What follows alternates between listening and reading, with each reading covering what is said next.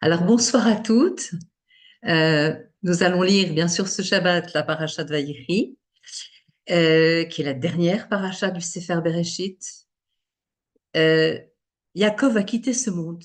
Il rassemble tous ses enfants pour leur délivrer le secret de la fin des temps.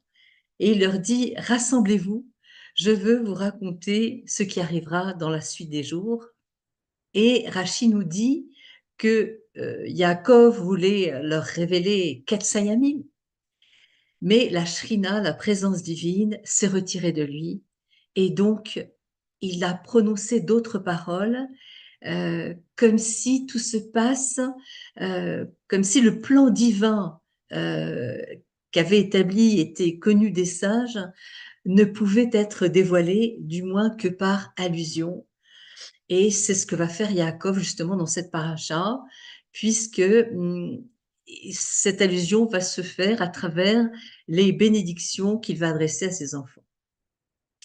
Alors notre étude va porter sur eh bien, les bénédictions données à Réhouven, le premier-né, et à Yehuda, le quatrième fils.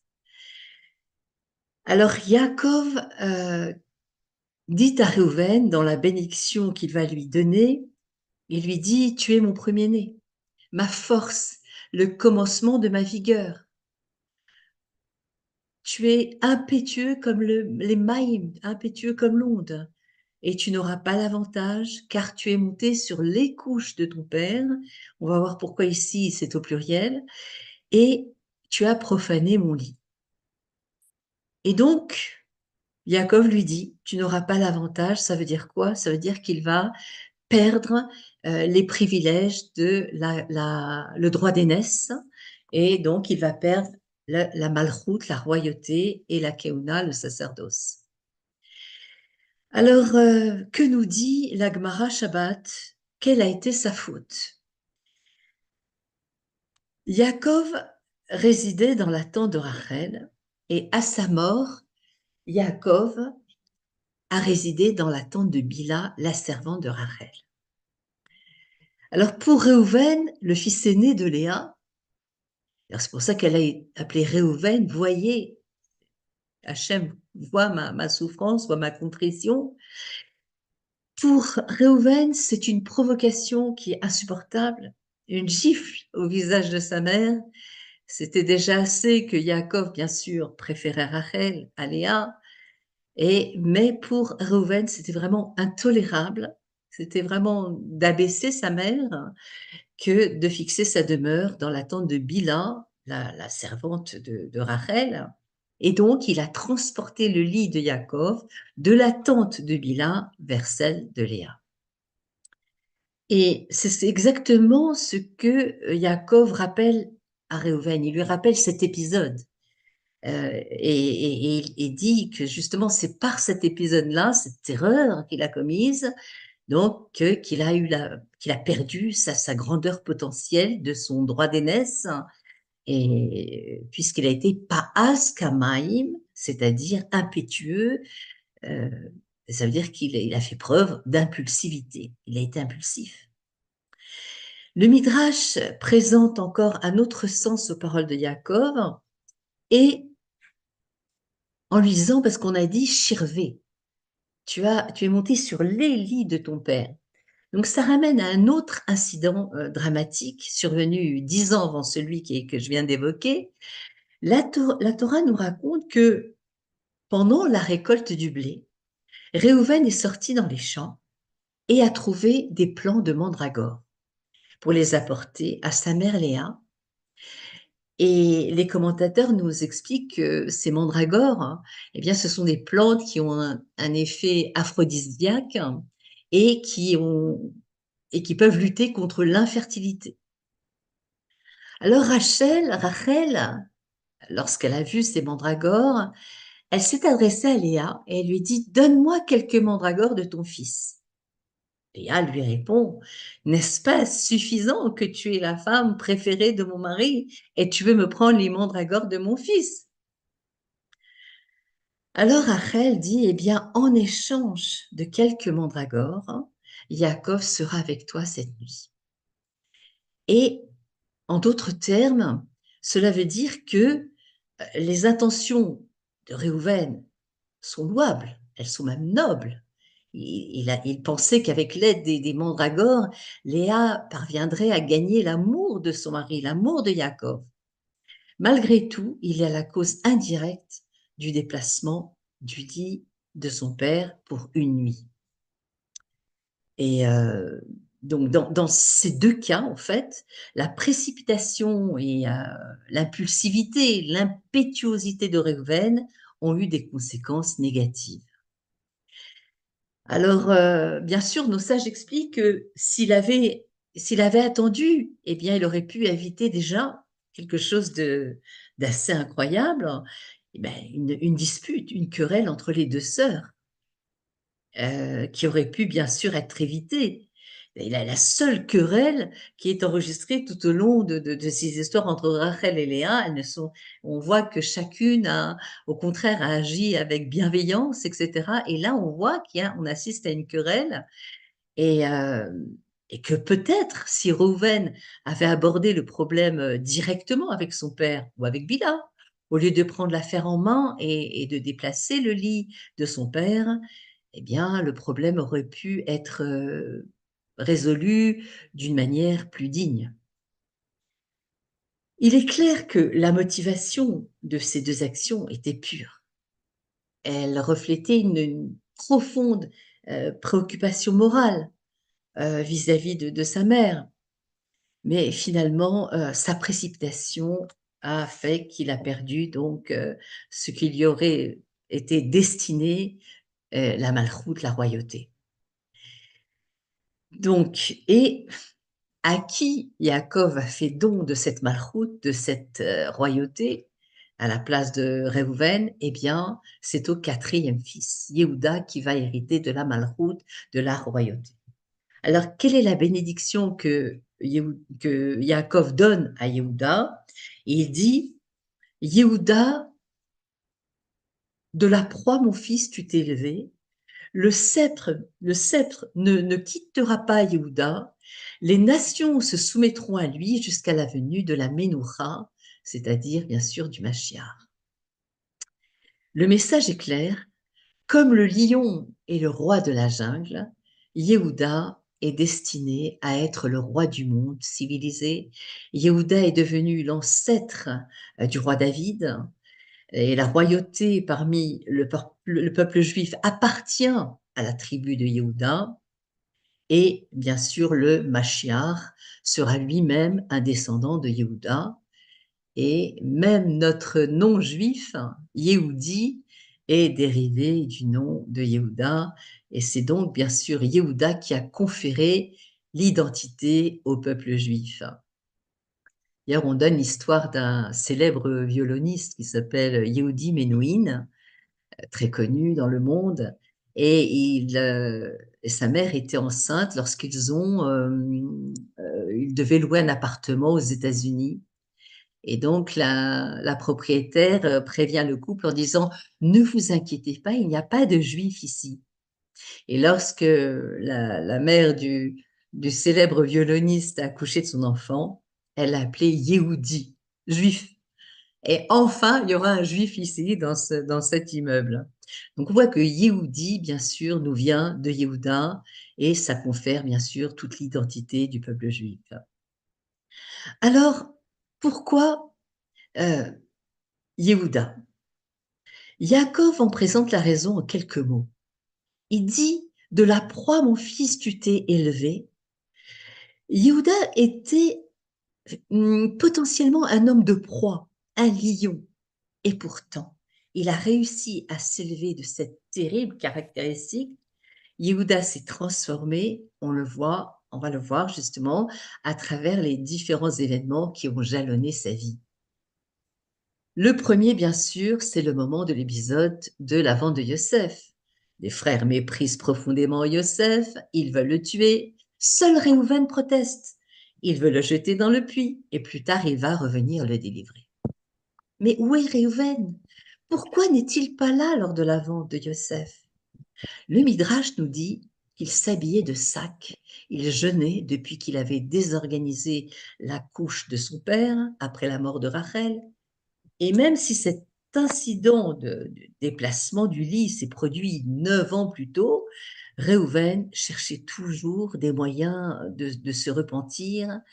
Et donc, il n'a pas rejoint ses frères qui étaient au cours d'un repas, il jeûnait, et donc il n'était pas présent lors de la vente de Yosef.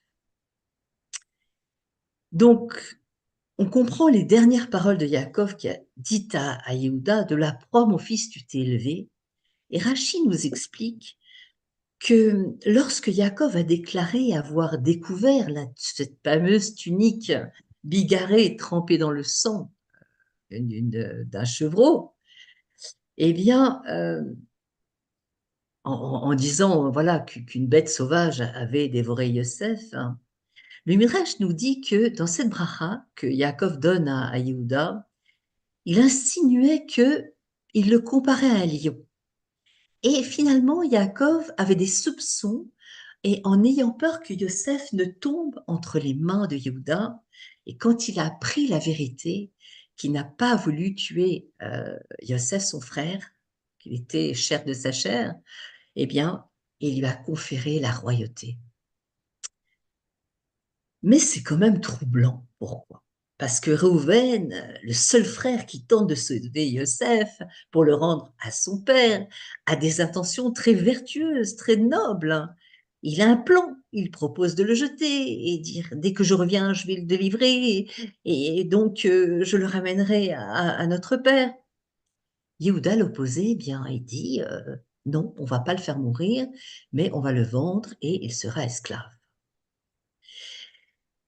Donc, il a quand même évité de tuer son frère.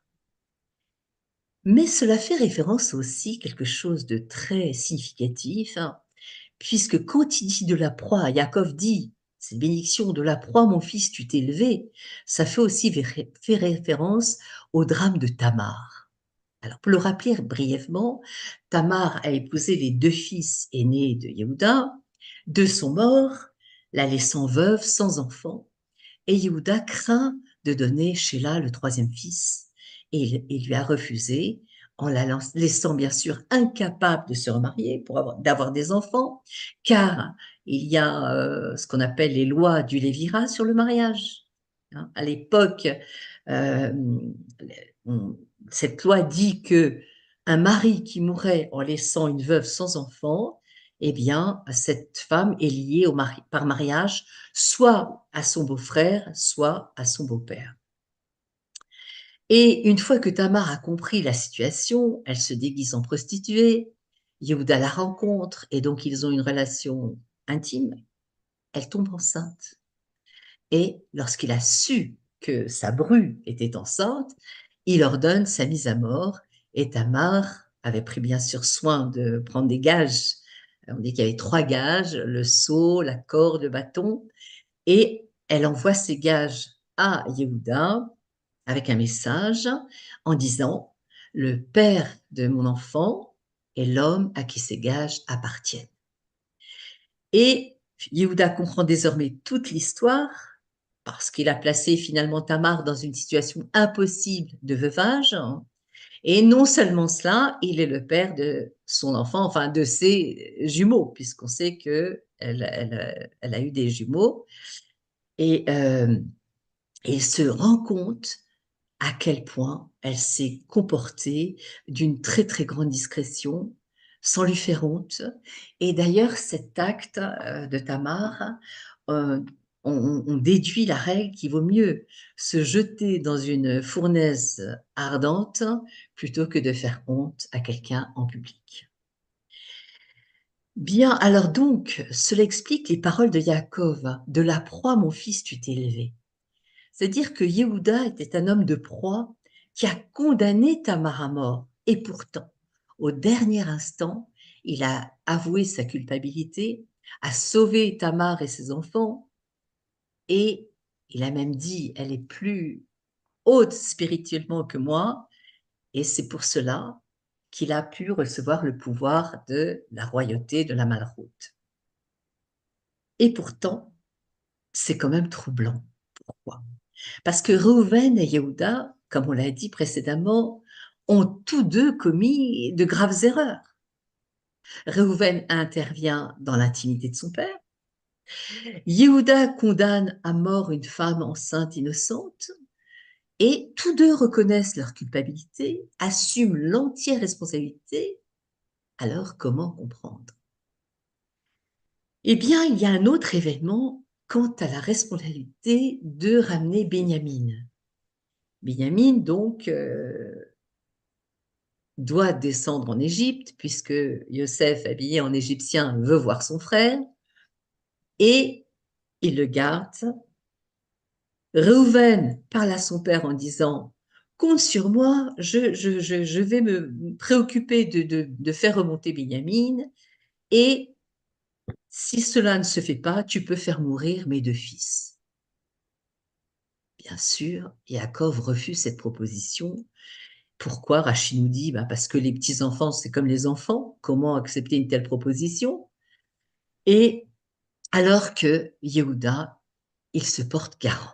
Il se porte garant de ramener Benjamin à son père, et il lui dit que si ce n'est pas le cas, il aura fauté tous les jours de sa vie.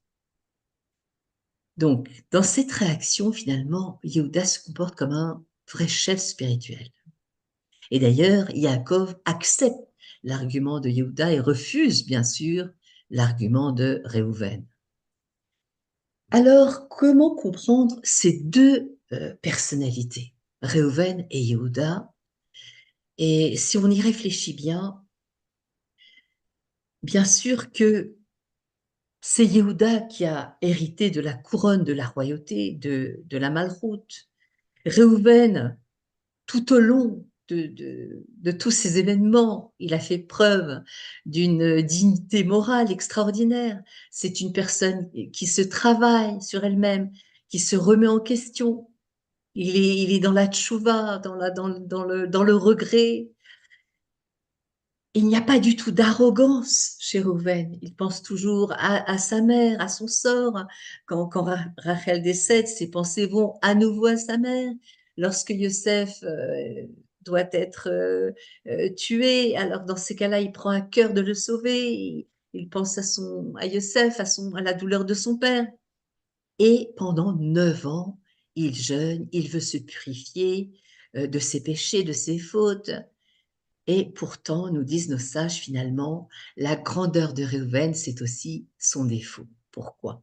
Parce que nous découvrons finalement qu'à chaque fois que ses intentions sont nobles et vraiment bien et bonnes, mais personne ne finit par bénéficier de ces bonnes intentions.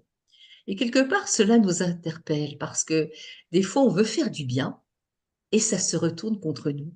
Je pense que ça a dû arriver à chacune de nous. Et des fois, on se dit, bon, alors, on remet la faute sur l'autre en disant, de toute façon, Kafouille Tova, c'est de l'ingratitude, voilà, j'ai essayé de faire le bien.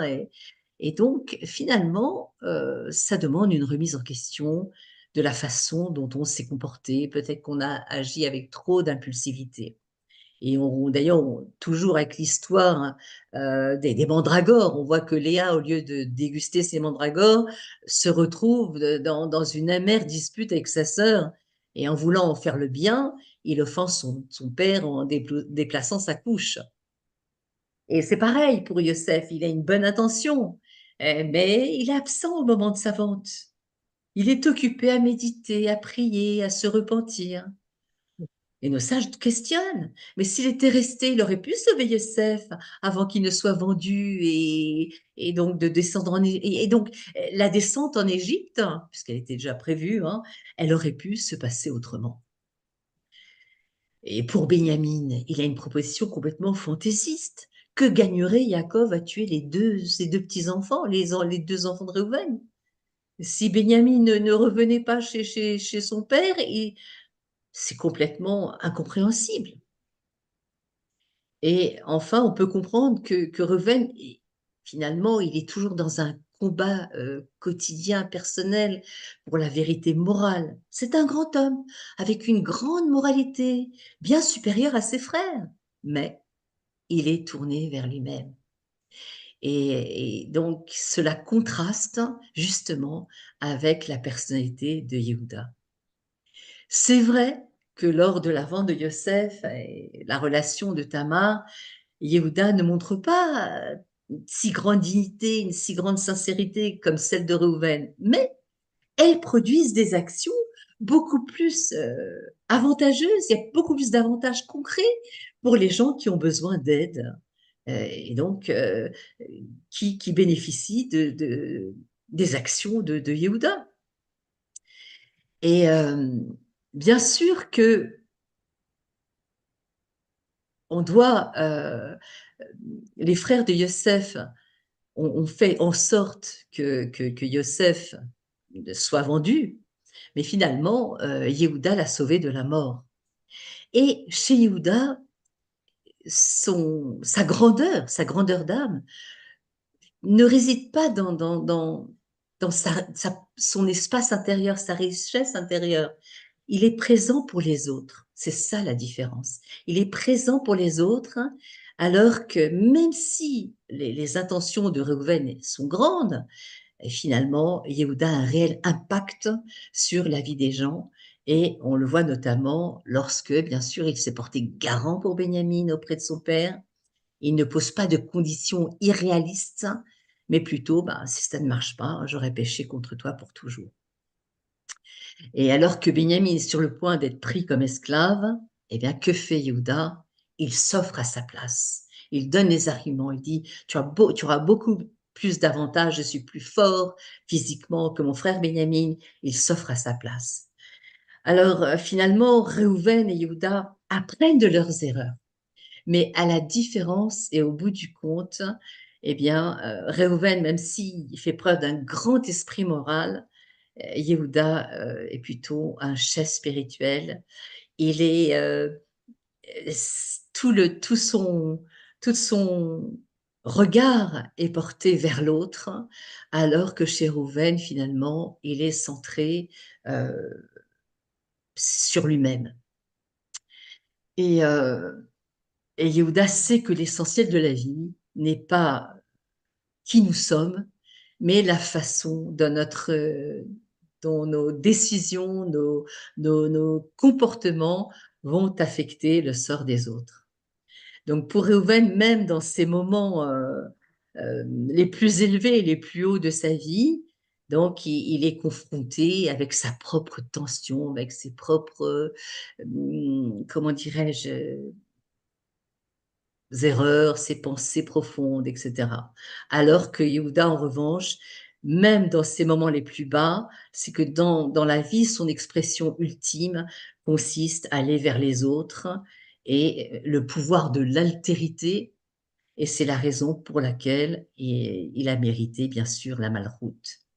Alors c'est ainsi que les récits de notre paracha, comme dans les bénédictions que Yaakov donne à ses enfants, nous donnent des exemples de nos shvatim profondément humains, nous montrent que par la remise en question, de vouloir rectifier ses erreurs, eh bien c'est le propre de l'être humain. Et sans oublier bien sûr d'être à l'écoute de l'autre, de savoir tendre la main et de faire preuve d'empathie, euh, en vraiment essayant de faire le bien pour l'autre. Et, euh, et de ne pas agir, bien sûr, euh, alors qu'on est animé par le chesed, la bonté infinie, donc ne pas agir avec impulsivité. Achacham aroé est un olat. Le chacham, c'est celui qui voit ce qui va advenir. Donc, c'est ça des enseignements de la paracha, de la personnalité de nos shvatim. Et pour conclure, puisque Vayochi est donc la dernière paracha du Sefer Bereshit, eh bien, dans une sikha, le rabbi nous dit que tous les noms des différentes parachas de Sefer Bereshit nous montrent le kivun, le, le chemin, comment servir à Kadosh Baruch Hu. Alors, et bien sûr, Sefer Bereshit appelé Sefer à Yachar, puisque ça nous relate les récits d'Avraham, Yitzhak et Yaakov. Et donc, dans une sira, le rabbi nous dit, je le fais brièvement, Bereshit, donc Bet Réchit. Pourquoi Dieu a créé le monde? Pour deux débuts, la Torah et Israël. Puis après, nous avons la parashat Noach. Noach, ça vient de Nachat Roar. Ça veut dire donner du Nachat Roar par nos actions à Akadosh Baruch Hu. Puis, nous avons la paracha Lech Lecha, va pour toi, fait référence à la descente de la Neshama dans le corps. Et celle-ci a besoin de force. C'est pour ça que nous avons la paracha de Vayera. Vayera et Dieu s'est dévoilé. Dieu se dévoile afin que l'on puisse avoir la force d'accomplir les mitzvot. Puis nous avons la paracha Chaye Sarah. Chaye Sarah, quand on nous dit qu'elle a vécu 127 ans, donc ça fait référence aux 127 forces de notre âme qui nous est donnée pour accomplir Torah et mitzvot dans ce monde. Toldot, eh bien, ce sont les engendrements. Bien sûr, les engendrements, c'est-à-dire Maasim Tovim, tout ce qu'on peut accomplir dans ce monde durant notre vie. Puis, deux parachas, Vaishlar, Vayetse, on est confronté au mal. Donc, c'est Avodat Abirurim, c'est raffiner le mal pour que Dieu y puisse habiter dans ce monde. Ensuite, nous avons Vayeshev, Miketz, Vaigash. Donc, Vayeshev fait référence enfin au travail qui se termine, puisqu'après nous avons Miketz, Ketz Hayamim, comme Yaakov a voulu dévoiler à ses enfants, et Vaigash de s'élever, de s'approcher vers Akadosh Baruch Hu, pour arriver à notre paracha Vayechi, qui fait référence à Techiyat Ametim. Et donc, on sait que Yafa Sha'at Achat Shel Korat Ruach Baolam Haba Mikol Chaye Olam Hazeh, puisqu'elle est belle cette heure de délices dans le monde futur, quand Mashiach viendra, plutôt que toute la vie, toutes les vies dans ce monde matériel.